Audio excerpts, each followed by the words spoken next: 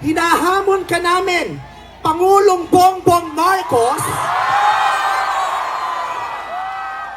kung gusto mong magkaroon ng magandang legasiya, ang pangalan mo, ipakulong mo lahat ng magnanakaw. Nakatingin kami sa iyo, Pangulong Bongbong Marcos. At inaasahan ka namin, hindi dahil sa idol ka namin, kundi dahil sinaswelduhan ka namin at inaasahan namin na tutuparin mo ang inuutos namin mga employer mo. Kami ang nagpapasahod sa inyo. Tapos na ang panahon na natatakot tayo sa gobyerno. Takutin natin ang gobyerno dahil ang kapangyarihan nasa sa atin, wala sa kanila.